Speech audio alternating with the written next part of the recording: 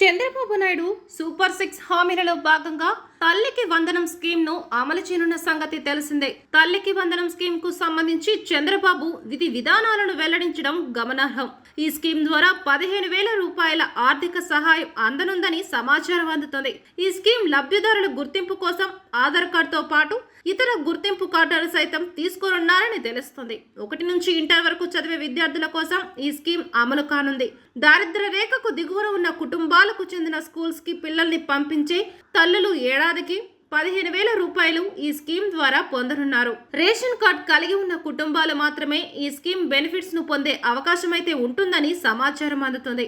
విద్యార్థులకు 75% హాజరు తప్పనిసరిగా ఉండాలని బోగట్ట తెలుస్తున్న నిబంధనల ప్రకారం ఒక కుటుంబంలో ఎంతమంది పిల్లలు ఉన్నా తల్లికి 15,000 రూపాయలు ఇచ్చేలా ఈ స్కీమ్ అమలు కానుందని ఇండస్ట్రీ వర్గాల్లో వినిపిస్తుండడం గమనార్హం.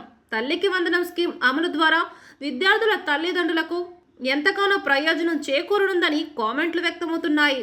తల్లికి వందనం స్కీమ్ వల్ల విద్యార్థుల తల్లిదండ్రులపై పిల్లల చదువు విషయంలో ఆర్థిక భారం తగ్గే అవకాశాలైతే ఉంటాయని చెప్పవచ్చు. తల్లికి వందనం స్కీమ్ అమలు దిశగా టీడీపీ వేగంగా అడుగులు వేయడంపై ప్రశంసలు వ్యక్తమవుతూ ఉండడం గమనార్హం. ప్రభుత్వ ప్రైవేటు పాఠశాలల విద్యార్థులు ఈ స్కీమ్ కు సంబంధించిన పూర్తి స్థాయి ప్రయోజనాలను పొందనున్నారని సమాచారం అందుతుంది. చంద్రబాబు తల్లికి వందనం స్కీమ్ అమలుపై ప్రజల నుంచి ప్రశంసలు వ్యక్తమవుతున్నాయి.